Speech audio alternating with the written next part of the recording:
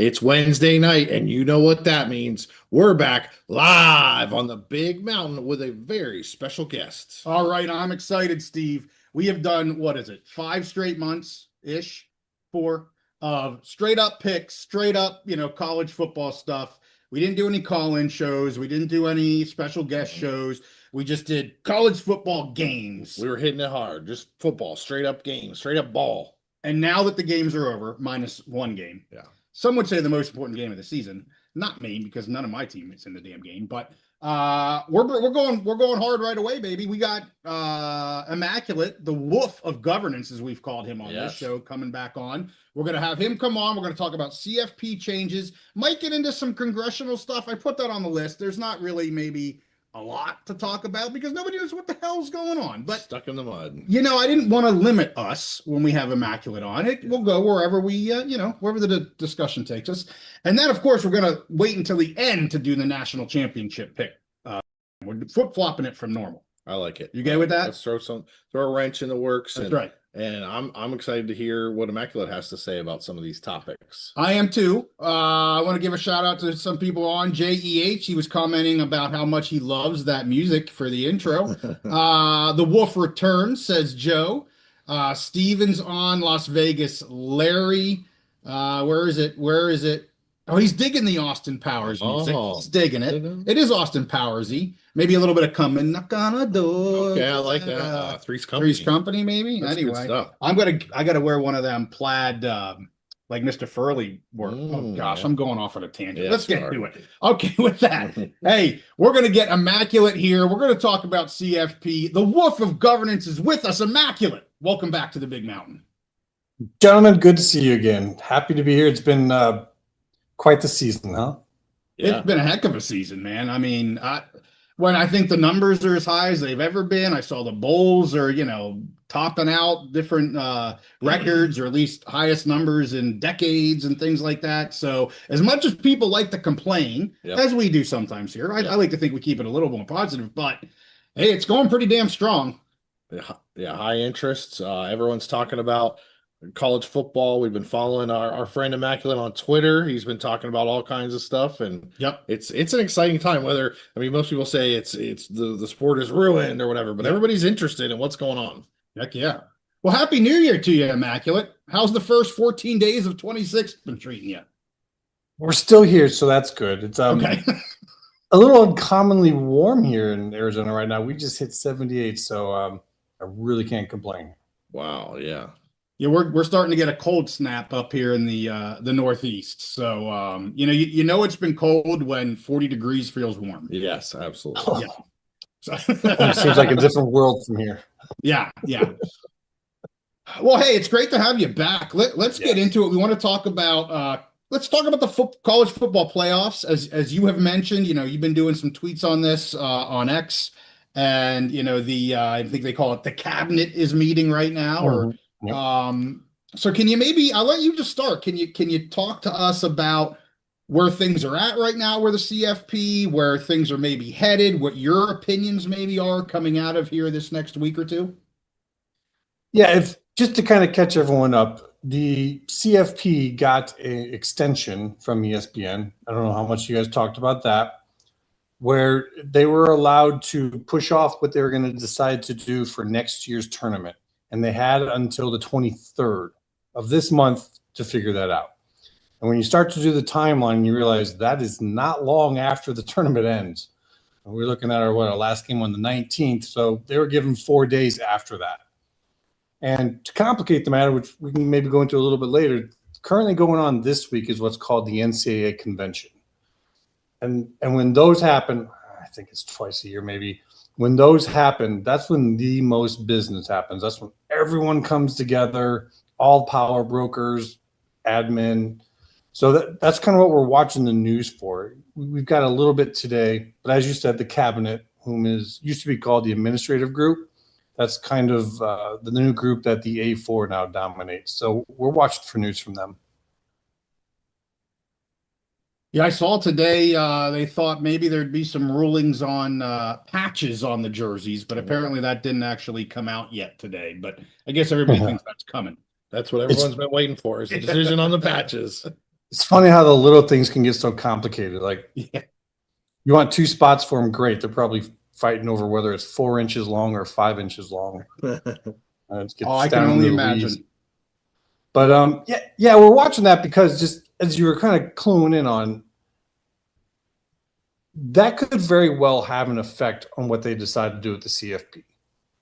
Now, I know you guys have saw like Petiti was talking a lot about trying to do in 2 to 3 years, the 24 thing, and then they're probably going to move to a 16 here within these next few days. That's 2 years of the bye showing that that is pretty horrible. You know, it was only Indiana was the only team that ever won. Yeah. Pretty conclusive. 1 out of 8, not good. So I really can't see, no matter what you see coming out from reporters here in the next few days, I can't see him not going to 16. In these moments, yeah, go ahead. Sorry.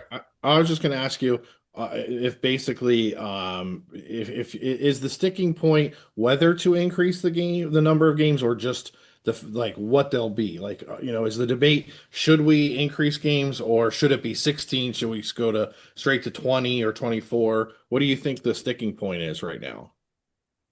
Kind of funny thing about negotiations is everyone at the table might be much closer than it might appear, but it can get dragged out over small details. So such as, Petiti wants to agree on 16, but in 2 to 3 years we go to 24, and maybe Sankey's like 4 to 5 years, and who knows who's saying what there. So it could be like just a small difference, and that holds up the whole thing.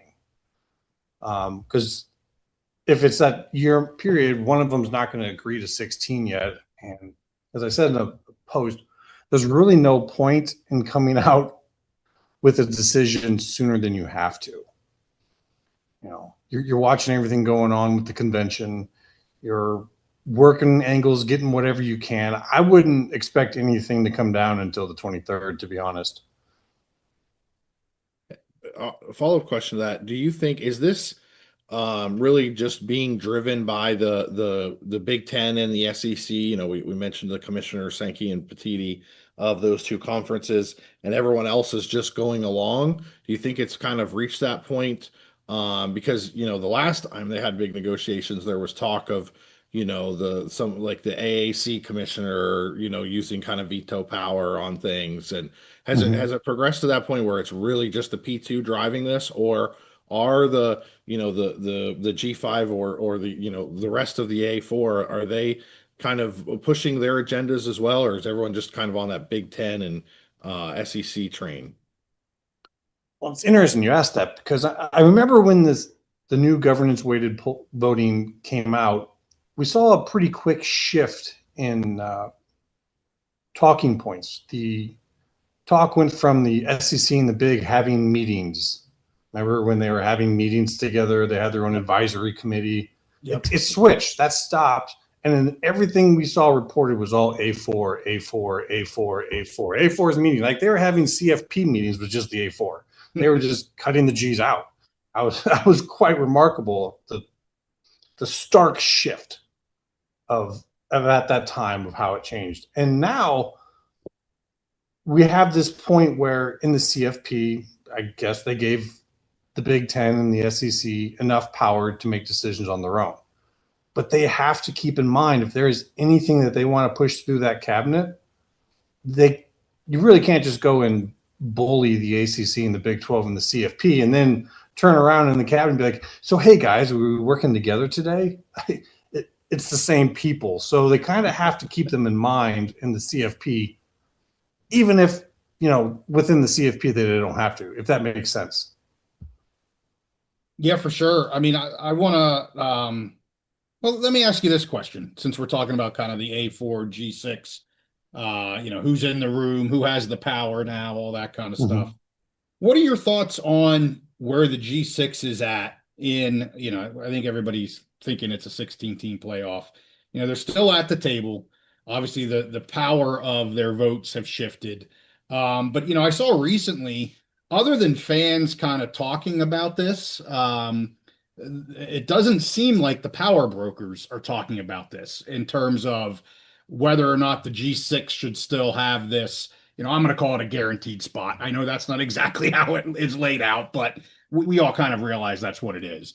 And I don't see the A4, at least not publicly at all, saying, yeah, they're not interested in having the G6 in this anymore. And the G6 clearly are still interested in having it. So it's almost like, I don't think it's not being talked about because there's this backdoor deal happening. I think it's not being talked about because it's just not on the table. Like, the A4s have the majority of the power, but they're not right now looking to cut out the G6 out of the CFP. That's my read on it. Is that your read, or what are your thoughts on that? Well, the way things were looking, for a while, I've kind of thought that the A4 was going to kind of separate and create their own subdivision. And I still think that'll probably happen someday. But as we showed today, like there's been a slight shift in tone again. If we go to 16, I don't think that the G's will be removed at that point. If so, talking about immediacy, if anyone's worried about that, I don't think so. I mean, did they get in one more than those powers want? Perhaps. But at the same time, there is political power out there that belongs to the G's. Yeah. Like, for everything that most people look at, and they're just looking at the sports side and saying, oh, they don't bring enough value. Regardless of whether that's true or not, there are a lot of ties within these states between those big schools and some of the others. Like one state just to draw interest to is Georgia. Mm-hmm. Pretty much the one you look at, because there's Georgia, there's Georgia Tech, and then there's like 5 other G5 schools, and they're all state schools too. So when you go in there and you possibly damaging those schools, you're going to have some problems internally with your state politicians. So there's a little more than meets the eye to this. And when Dellinger's talking today about, possibly the whole FBS is threatening to leave the NCAA, that's a threat at everyone else, because that means the tournament is gone. So I'm kind of wondering why they're putting that pressure out there now, but it does kind of seem like the FBS is working together to some degree right now. Yeah, certainly. You mentioned Georgia, but we've seen it over the course of just the last few years. North Carolina, and some of the politicians there, Florida, Texas, California, with some of the lawsuit. I would just look at the Mountain West, and why is Fresno and San Diego not part of the Mountain West lawsuit? Well, because of San Jose State. So that's a great point that, it's not maybe it's not fun headlines, but it's the real reality of the undertones of many states. So, I think that's a great point.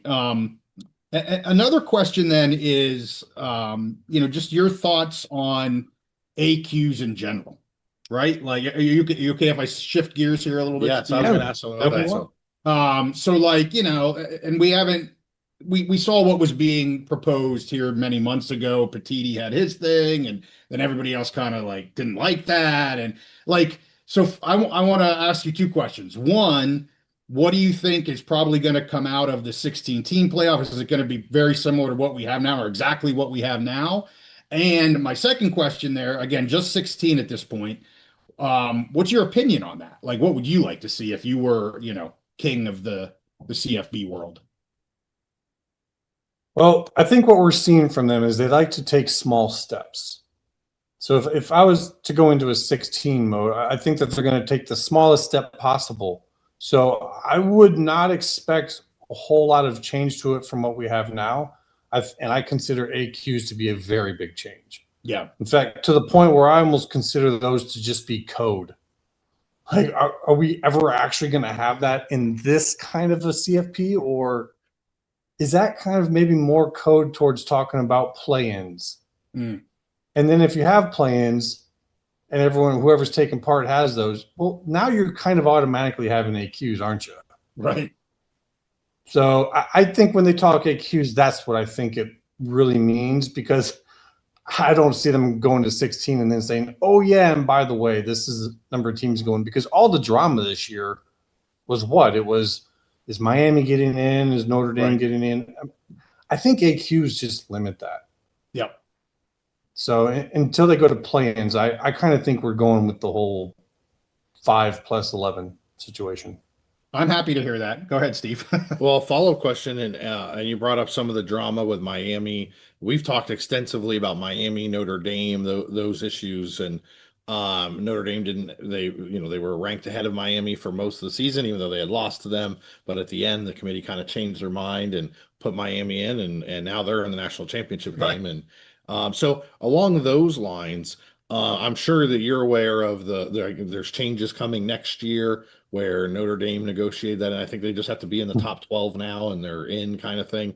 Which is interesting, not to jump in, but that becomes interesting if it's a 16 team, right? Because now you could still kind of get left out, right? Yeah. If they're 13, yeah, you're still getting left out. So that got real interesting now that we're seriously looking at 16. Sure. Well, and that's kind of where I was taking you. Is like going forward, do you still? What's your take on Notre Dame as far as like how much power they have in these negotiations? Do you always see fans say, "Oh, they should make Notre Dame join a conference"?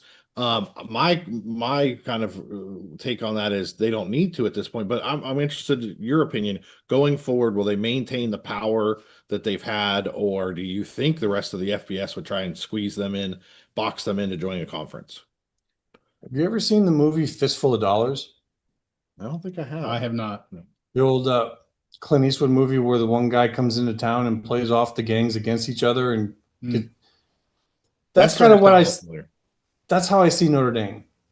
I see them playing all the majors against each other. I see them, probably have teased the Big Ten to a degree, and the Big Ten was always kind of keeping the idea of them coming over open. So they never really wanted to do anything to piss them off too much. Obviously, they're playing hardball with the ACC. There was rumors of them maybe talking to the SEC for a deal for the Big 12. So I just think that they're playing in between everyone, and they have enough individual power where they can. Just their draw alone was enough for them to try and keep Miami out until they absolutely couldn't. I think that says it all right there. I mean, just for them trying to get draw and getting money out of this, I think they would love to have Notre Dame guaranteed to be in it every single year. So, yeah, I still think they have a lot of power. Yeah, just for those that are watching us here live, if you guys have any other comments or questions, throw them in the chat. We'll get to those here shortly as well. I wanted to head down kind of another route here in terms of what comes after the 16, but I don't want to get too far away from kind of the reality of maybe the next week or two, Steve, before I head that. So any other questions about maybe, more short-termy type of things? Well, I was going to ask him, we were talking about, so it's really short term this year. Okay. Yeah, okay. Can we get your thoughts possibly on the fact, Miami, which we've brought up, a team that they were kind of out of power for a while. They were a blue blood, winning, and then they were kind of gone for a while. Now they're back in the national championship game, and obviously Indiana, the losingest program in college football history. With all these changes, they were able to build this team quickly and get in. So and it doesn't have to be a long answer, but just wondering what your take is on how this worked out, these two teams getting in, and what that means for the state of college football right now.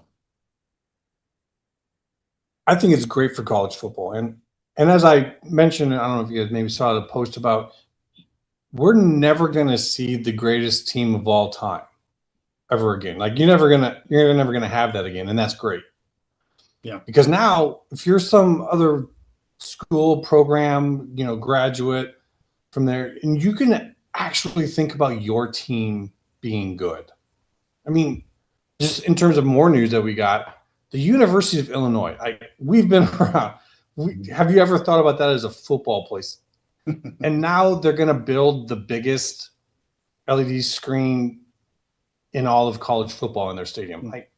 It's ridiculous, but it's also great. Yeah. So I think it's good. I mean, we're going to see a lot more competition for everyone who thinks, the Big Ten and the SEC have all the power.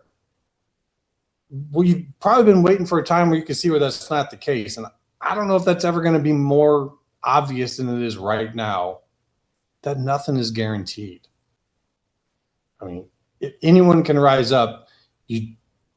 You just got to get your people with money to come in and support it. Yeah, we saw Texas Tech this year. I mean, a BYU program could do that with the money that the church has. So good points. Well, and I think you're exactly right. I think it makes it more interesting. It's bringing more eyeballs in, right? I mean, when you have these, and I'm not saying the NFL lost viewership, but when it's the Patriots year after year after year in the Super Bowl, average fans, other than it being the Super Bowl and they want to turn in for the damn commercials, they don't care about the game because, oh, it's the Patriots again. Oh, it's the Patriots again. I'm a big NHL guy.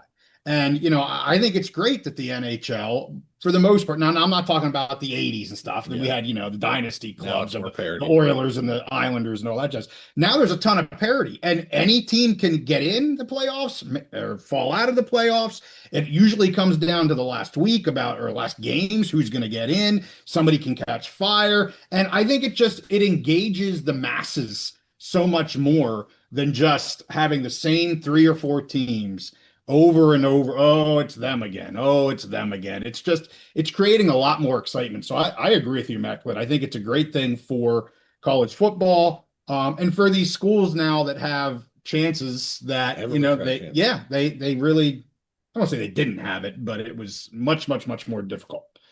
All right. Can I shift gears here for a minute? Let's do it. So I got to ask you something here. There was a question in the comments, and this is something I've been kind of talking about on the wonderful X platform. This is not for a 16-team playoff. So let's imagine that at some point we get to a 24-team playoff, whether that's in 3, 4, 5, 6, who knows? I don't care when.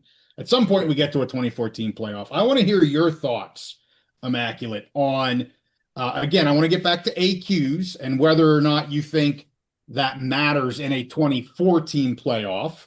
I also want to get your thoughts on what if you think there's any sort of, my opinion that every conference champion in FBS for the 10 conferences should have a spot in a 24-team playoff, a la what you see in the FCS, right? Like, they allow their champions to get in. Championships mean something. I think part of the issue right now, and I don't think we can get the toothpaste back in the tube, but is that we have these super conferences, and because they have so many great teams, they want all of these AQs, and it just perpetuates itself, and it limits the other conferences, right? I'm not saying necessarily 6, but certainly some of the other conferences. And I think if we try to help level that playing field a little bit again and say that all the conference champions get into the college football championship, that may help with the parity situation as well. So,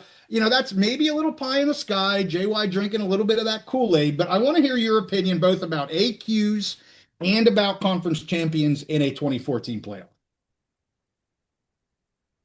Okay, where to go on that one? Hey, before you answer, because he gave his thing, I say, unfortunately, it's never going to happen. The powers are never going to let it happen. So just so you have both of our opinions. Gotcha. Well, I'm kind of somewhere in between. I do think it's going to happen. I just think that maybe when we get to that, it's going to be a bit different than it's presented right now. So there's 2 paths. First path, does it include the whole FBS? If it does, then I think you're more right on this one, JY, in that it's going to have to be very inclusive. Is it big enough to give one of every G conference? I mean, that would be 6. So then you'd have 18 spots left. It's not out of question, I mean, it certainly seems possible. But when I look at 24, like I said, I kind of think that might be a little something different. I mean, that's definitely when they're talking about having play-ins. So then we have to think, all right, does that include play-ins for every single one of those conferences? Right. Like, which conferences get to have more of these to do that? If you're just sending in your champions, well, then you're just having a conference championship. You're not having the extra games. See, and some of these conferences are starting to have TV deals where they're trying to put those on TV. So are you going to have 2 games or are you only going to have 1? Someone can say the title for a conference championship is this, well, that's more value, but I mean, does it really? I would take 2 playing games over one conference championship game if I'm selling them as a conference. So sure, it comes down to then, okay, are we talking about 24 teams includes all the teams taking part in these, play-ins, or is that beforehand? And the reason why that matters, because that goes into scheduling. And you had someone in chat asking the question about that. Yeah. How many weeks do we have to do this? Yeah.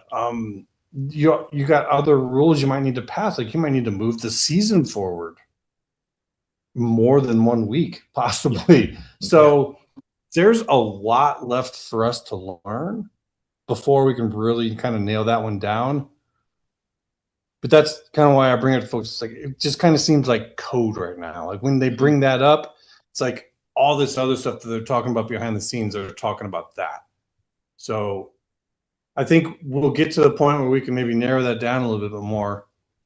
But, it comes down to, does the subdivision split? Does it not split?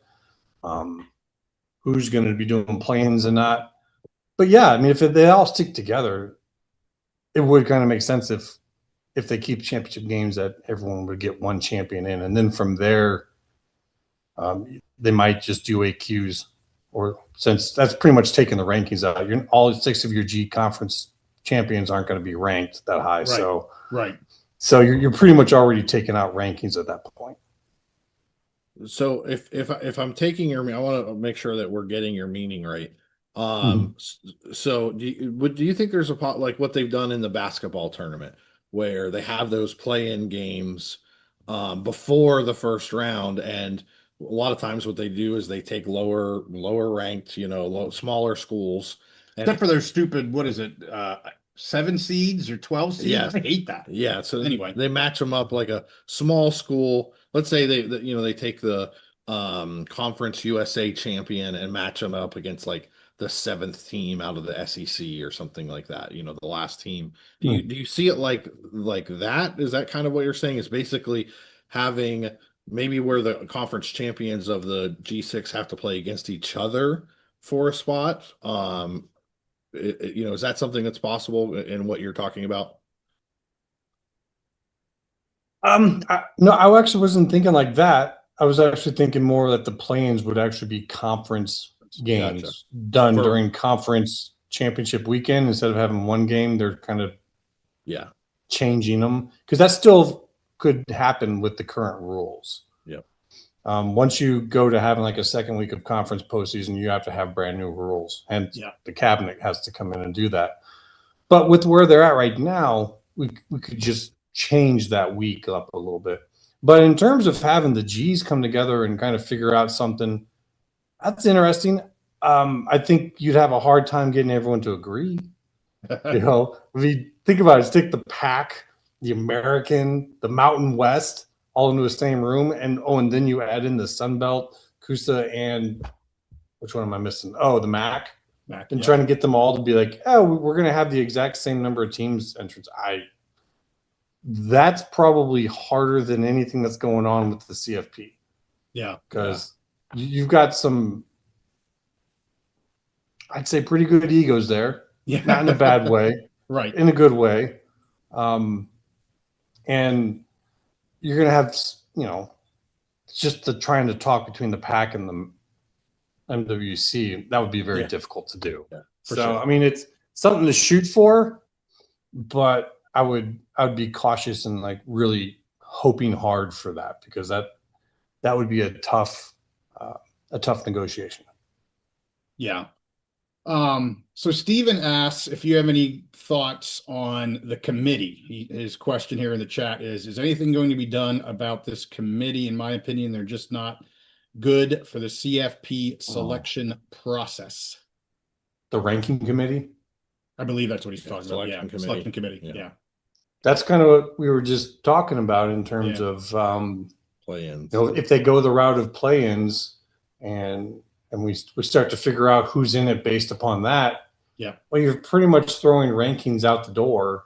Yeah. Hence, you're pretty much throwing the ranking committee out the door. All they might end up doing then is just ranking the teams that play their way in. You're not to seed them, which is probably where ESPN is pushing back, because that means their shows during the season are all worthless. Right. And that's part of the contract. So there's a lot of moving parts to that. No doubt. Yeah, no doubt. Yeah, go ahead. I was gonna say I asked all my questions. So just a follow up on what we've been talking about and about changes to the CFP. How much do you think that the actual results on the field, you know, the bye week, people losing, and then also the 2G6 getting in this year, and there was a lot of criticism about JMU losing to Oregon, although Indiana has been beating everybody by a higher margin than that anyways. How much, basic question, simple question, how much do you think that what's happened on the field goes into the decision-making process? Is the decision-making just all about money? How much money can we make? Or are they really taking the on-field results into account when they make these changes? I do think that they're taking the results into account, because when they first started this, they analyzed the situation and thought, we're going to give these guys a bye, and that's going to benefit them. A lot of how that got started was that those are going to be conference champions. So they're playing an extra week past the others, right? Because they're playing the conference championship game. Mm-hmm. So you then give them a bye, so that way they have the same amount of time off as the other teams. Well, it kind of seems like number counters came up with that, not actual football people. I mean, because football people would know that's a lot of time off. I don't care if it's the same amount of weeks or not. It's a lot of time off. You're rusty as hell. So if you're giving one of the teams that plays against each other a week ahead to get the rust off while this team still is, that's a huge advantage. So they're inadvertently giving an advantage to basically the away team, the lower ranked team. So it's kind of hard to think that didn't play into account. In fact, I was a little surprised that last year's results weren't enough, but now we've got 2 years. So, okay, so someone needs to see 2 years to have enough evidence. Well, they've got it now. I would say that's a bigger deal than the G's. I mean, yeah, you got 2 in. Yeah, I mean, neither one of them were close games. So what? Like, there's a lot of people that like Cinderella stories. And even if they lose, you still want the option to have it. I know there's a lot of people like, oh, those are just bad games. But like you're saying, I mean, Alabama versus Indiana was a horrible game. Yeah. Except the fact that everyone wants to watch Alabama lose bad, so that made it a great game. But I mean, and not to go too far on that, but that's also a draw of why they push Alabama, is because they know so many people hate them. Yeah. That it's eyeballs. But that's a different conversation. But yeah, I think the G's are fine. I think their inclusion that's not going to happen every year. Right. The big deal that's really going to push us, just my opinion, is the one team out of 8 won that got the buys. That's the standout stat. Yeah, for sure. I mean, that is I was one of those guys that said, it's only 1 year, let's wait and see. And here we are. I mean, other than the flipping juggernaut that is Indiana, I mean, nobody else has been able to overcome that. Well, I think people say, well, the NFL does it that way. They give a bye to their highest seed, and that team usually has a very good winning percentage. Well, the NFL is a different animal. College, they're playing 12 games, 12 regular season games. The NFL, they're playing 17 regular season games, and those are professional players. They've been doing this a long time. And I agree with Immaculate. The results on the field, and hopefully they do make that change. I mean, how awesome if they go to 16, they make this change to see 8 home field playoff games at campuses, on campus. I think the fans would love that. Yeah, absolutely. And I mean, question about that real quick. How many weeks off does the NFL have before the last regular season game and the start of the playoffs? I don't think they have any time off. They just go. That's what it is. Yeah, because they need an entirely different term for what they do at the CFP. It's not a bye. It's 3 to 4 weeks off. Yeah. Right.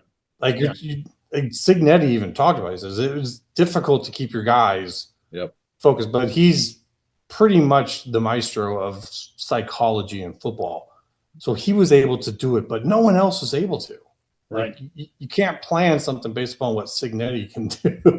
Yeah. Like he's just able to do that. But Yeah, they just told me. I mean, that's just being off for 4 weeks. That's got to be rough as a player. Well, hey, I got one last question, and we'll let you go here. You said you think we're probably, in terms of any changes coming out of this meeting, can't remember what is it called? Committee meeting, not Convention committee. or Convention. Yes, thank you. You're thinking we probably won't get anything until the end, which was probably going to be next Friday, the 23rd.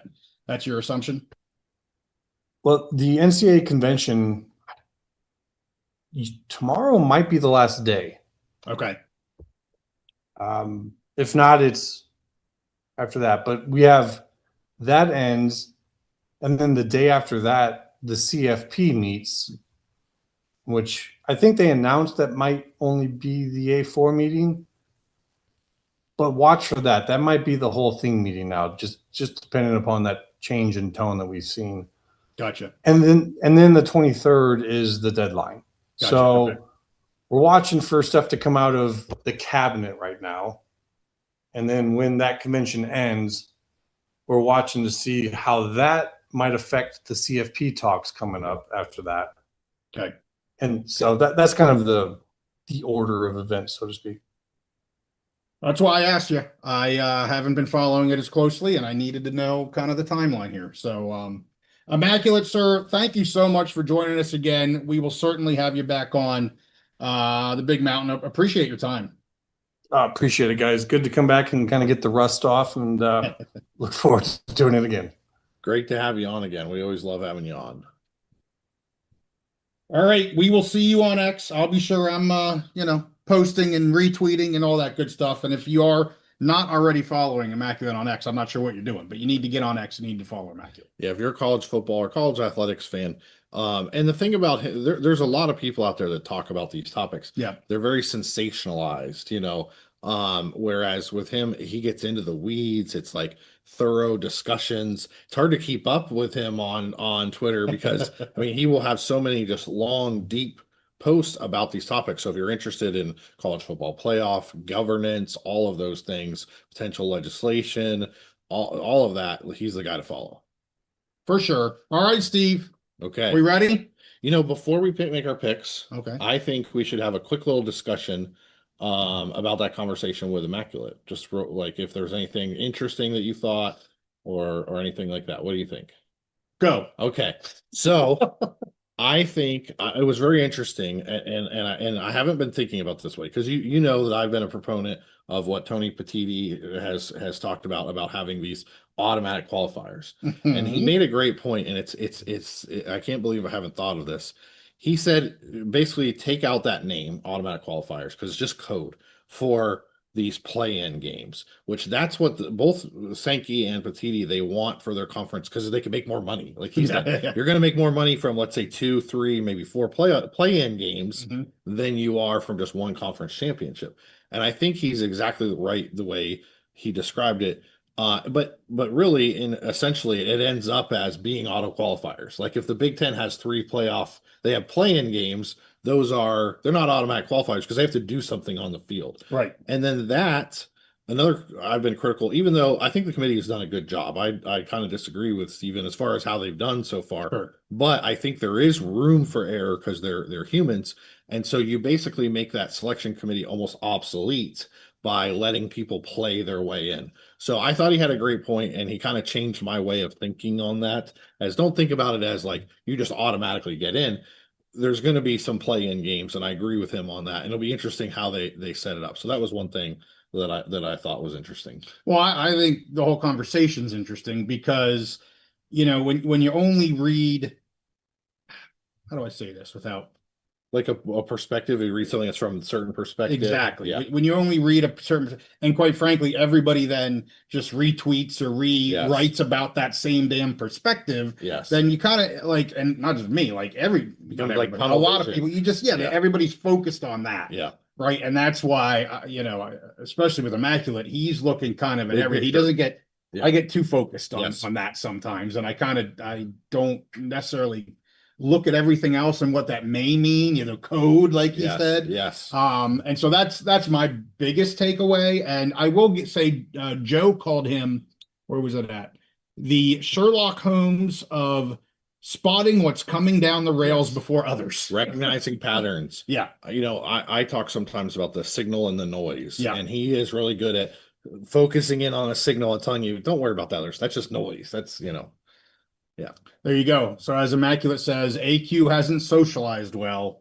So, terminology switching to play in. Yeah. There you have it. Yeah. So, well, thanks to him again. I always learn something. Oh, I almost shut down our browser. That would have been really bad, Yeah. Steve. I got a little trigger happy with my mouse. But all right.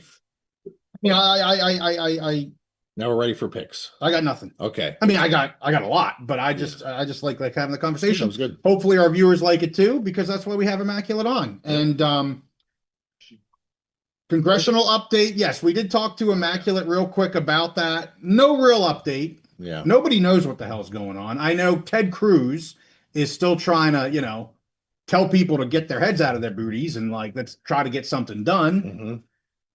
And I said to you off air, I feel like they need to be a little more direct. Yeah. About what they're looking for. Right. Not hey, just give us this exemption and we'll make it all work out. Yes. You know what I mean? But there's really no update, unfortunately. And so I want to speak on that just a little bit. Yes. I agree with you. And I think a big part of the problem is Ted Cruz tried to lead this thing and he was having some success in the Senate. And then you have these other, people in the House and this other group. No, well, this is a better thing. And you didn't have kind of a unity of task and purpose. It'd be nice if you had one kind of like a task force or whatever you want to call it, blue ribbon committee, where they can figure it out in that committee and you don't have 5 other people starting their own bills and all that kind of stuff. Right. Which leads back to, the very beginning of this process, I was very pessimistic that Congress could do something because this is what happens there. We're not a political show. We don't want to get into that too deep. This is what happens. And I think, and now as we're getting closer and closer now to another election coming up, then that kind of disrupts things because they're more worried about getting reelected than they are actually passing something a lot of times. You have a window, and I know so. And Immaculate had been very, very.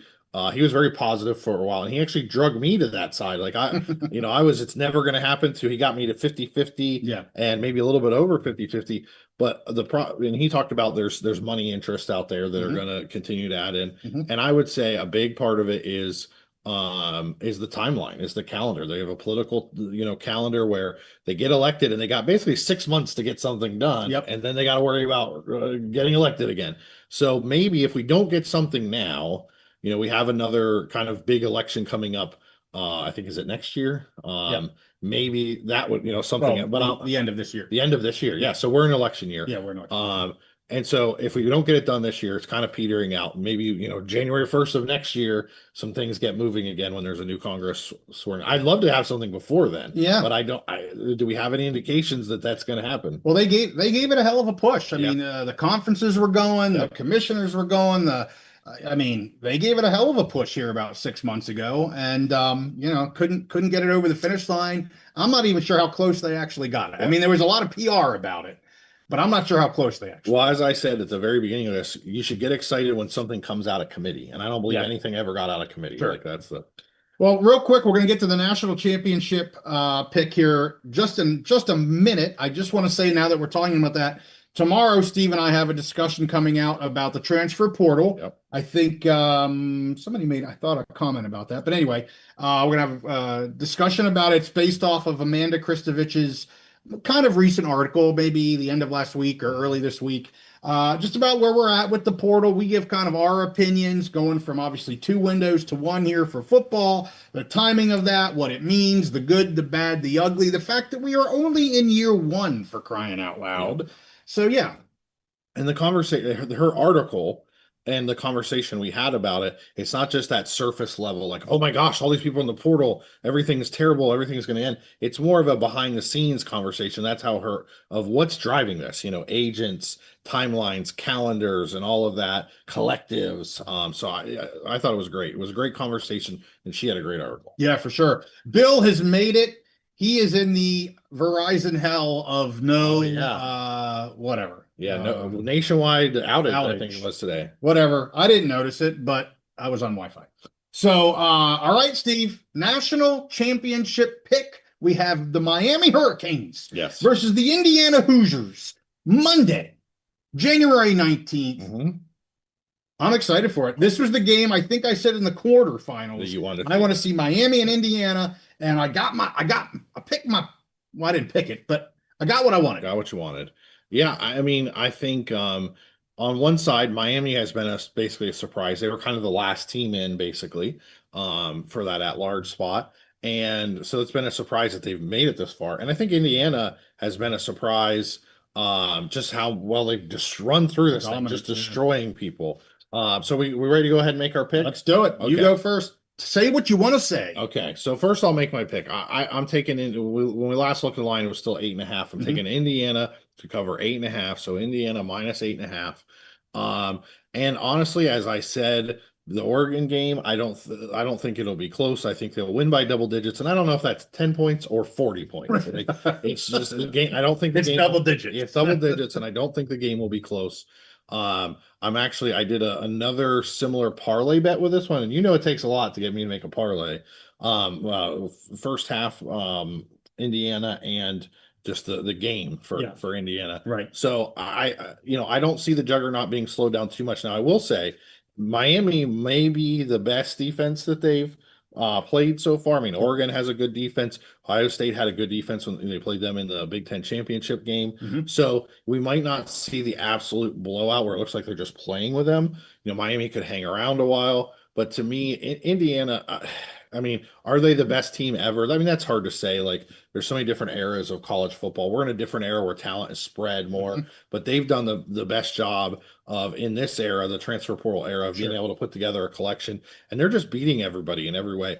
I mean, Curt Cignetti, he wins this game. To me, he's a college football coaching Hall of Fame member. Like, it'll be inevitable that he will make the Hall of Fame. His dad's in the Hall of Fame, and Curt Cignetti's it's a college football Hall of Fame. Right. He's had a long established career where he's won everywhere. Absolutely. And when we had Immaculate on, he said Curt Cignetti is like the best psychologist, basically sports psychologist. And I agree. Like, he just knows how to motivate his players, keep them sharp, and not get complacent, but then also like play for each other. Every time we hear his players talk, they all talk about playing for each other. Right. It's not, there doesn't seem to be any kind of me culture in that team whatsoever, which is great. Whenever one of their offensive linemen won the game MVP in one of the games, and the whole team was like going bananas, cheering for him, was so happy for him. So I agree. I think you got the perfect coach for this time. You got the perfect team for this time, and I think they go and win this game. And again, I think Miami has a chance maybe to make it look a little better because of their defense. They have, one of the best defensive lines in the country. Their defensive ends are going to, go into the NFL and be, impact players in the NFL. They have their corners, man. Their secondary, big physical guys. So this might be a challenge if they can get some pass rush going and cover those fantastic Indiana receivers. Then they may make it look good for a while. I think Indiana still wins.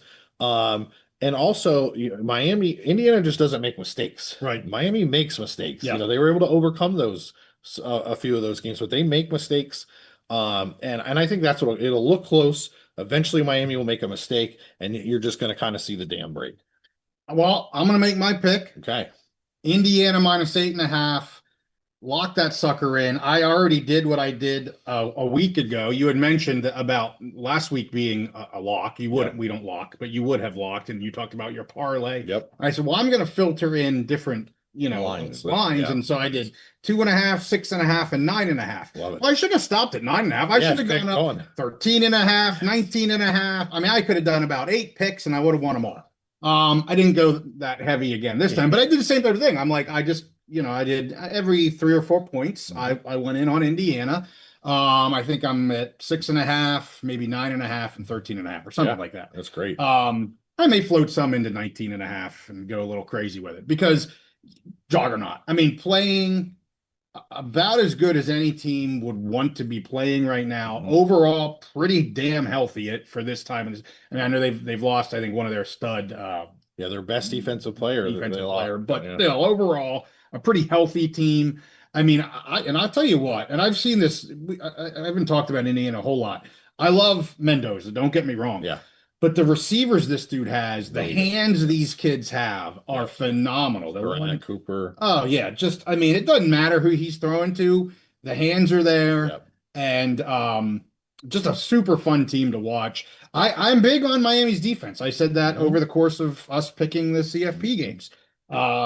Fantastic defense, but I don't think they can hold the water against Indiana. It's just they're going to run the door down. I mean, I don't at 8.5.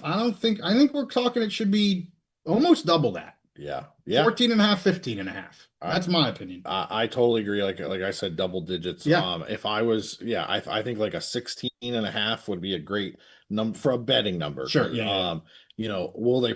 I think they'll probably win by more than that. But for like a betting line, I probably have this at like 13, or we'll say somewhere between 12.5 to 16.5. Yeah. If I was setting a betting line. Yeah. I agree with Judge. Just like last week, very surprised by the line here. They're playing too daggone good. Couple quick things here, Steve. If we're done with the pick, I have JEH made a comment about. He says, I would like to see the P2 that take other FBS players and have them pay a fee because that team developed the player. And I get what he's saying. And I want to give back a shout out to our friend AD Frazier with NIU. Yeah, he brought that up. Because he's not necessarily like a development fee, but like a transfer fee. Yeah.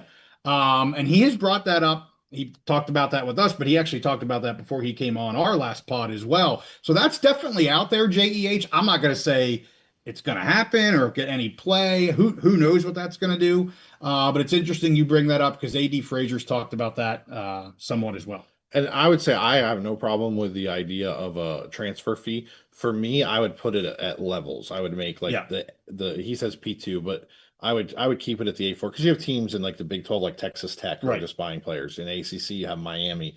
Who knows when Florida State and Clemson will get back rolling, but they probably would have the opportunity to do that. Sure. And so the levels I would go the A4, the G6. Yep. So if you go from the G6 to the A4, and I would add FCS in. I was just gonna if FCS brought it up, I was gonna say it. I would add that in as well because these we focus on G6 a lot on this channel, but the FCS teams are getting just absolutely poached and robbed as well. So I mean, we're seeing transfers from the P to the G and G. I mean, back and forth, no doubt about that. Yeah. But your big name talent, your starting quarterbacks, your almost Ashton Genties are getting picked to move up. Yeah. And it's the system. I don't. It bothers me. It clear doesn't bother me as much as it bothers some people. Yeah. But I see it a lot covering the G6 and now covering FCS a lot more. There's a lot of FCS transfers as well. And I'm with you. If we're going to do something like that, I don't care if it's A4 or G6. If you're pulling an FCS player, they should get compensated as well. I agree. Maybe it's A4, G6, and anyone below. Right, you could be a D2 team, anyone below that gets another. So it's very interesting. Probably maybe a conversation we could have sometime. And when AD Frazier laid it out there, and he made that argument of that's the way to help keep those lower schools financially sustainable. Sure, and it could be for a team like Northern Illinois, like he was talking about. It could be, if you have half a dozen players every year, and you get this transfer fee, that could pay for like a travel, one game travel or whatever, it could help keep those. When I say lower programs, the smaller programs, let's call them smaller budget programs. Yes, yeah, right, because that's what they are. Yeah. Last thing I just want to say, you probably saw this. Dante Moore, you saw the news? Yes. Sticking to Oregon. Were you surprised to see that? Because they were really talking that up. And maybe that was just part of the gig that they were doing in the semifinal. But Mendoza and Moore are going to the NFL. Are you surprised? I was not surprised. Okay. You and I have talked a few times about just how we're seeing that like Arch Manning stayed. Yeah. And we're seeing that trend, which I think is great for college football and great for quarterbacks and quarterback play. Then when they go getting, if he can make $5 million to stay another year in Oregon, I think that the one Alabama quarterback was offered $6.5 million. And that's about as much as they're going to make in the NFL, or close, you know. And they get another year to develop, get better. The college program gets another year of a good quarterback. Like I think it's just good for everyone. And the thing about Dante Moore, you know, he's wowed some people different times, but also there's been games, you know, Penn State got him into making some mistakes a little bit, even though, you know, they won the game. Sure. Indiana got him into some mistakes. I think it was Iowa defense really got. I think he really could use, because people don't remember, he didn't play much before. He was on the bench at UCLA, played a little bit. He was on the bench behind I forget his name, the previous Oregon quarterback. I'm drawing a blank now too. Yeah. And this was his, no, was he behind after Nix? Bo Nix. It was Dylan Gabriel. Gabriel, thank you. I knew it wasn't Nix, but I'm like, that's the only one I could think of. Yeah. So I think getting another year of starting is really good for him. He can get paid just like he can go in the NFL. Sure. And I think it's good all around. And so it really didn't surprise me. I think more the other way around. So like the Alabama quarterback is going to the NFL. I think it would have benefited him to stay another year. I think he's more of the surprise now. We're seeing more of the trend. You know, we saw Beck stay in and go to Miami from Georgia, get another year, make some money, get better, help the Miami go to the playoffs. So I think it's more of a surprise the other way. But you're right. The media coverage during that game was like, oh, he's definitely going to, but I think they're stuck almost as the number one pick. Yes. And I think they're stuck in the old fashioned way of thinking. Yeah. Well, Mendoza looks like he's going to the Raiders. Yeah, it could be. But you said they may screw that up. They might. I mean, it's the Raiders. Like they might get a wide, you know, like a wide receiver number 1 overall. Or all right, I got one other thing real quick. It just popped into my head. Okay. Did you see the new information coming out of the coaches' meeting about red shirts? I did. Going to 9 games. Yeah, for the red shirt year. So for that year, it doesn't, like, to me, between 4 games and 9 games, like I don't think that's the direction they should have gone in. I like, which has been pushed a lot, is you got 5 years. I saw our buddy ADJD said, just give everybody 5 years. Yes. And don't worry about because the NCAA and anybody that's a human committee is gonna not have consistency with the waivers and all that crap. Yeah. So just give everybody 5 years, and if they lose 1 year, now what I will say, if you give everybody 5 years, don't count.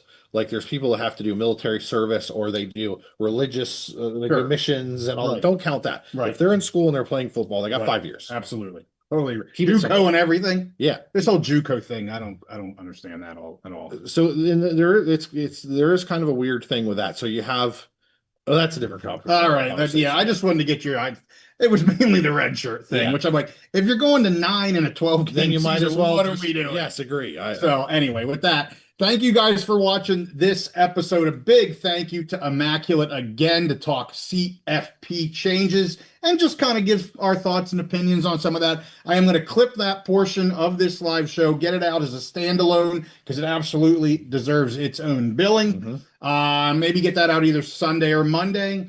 Also planning for another athletic director to come on the pod, Steve. You guys know that's what we kind of do in the off season, and I wasted no time. We have a turnover down at New Mexico. AD Lovos moved on to Colorado. They now have an interim AD, that's Ryan Berryman. We're going to talk with him tomorrow, and I will drop that early next week. And open invite to any ADs that want to come back on the pod. Yeah, awesome. Very, very cool. Good stuff. So with that, thank you guys for watching this. Smash that like button on the way out, and we'll see you next time on The Big Mountain.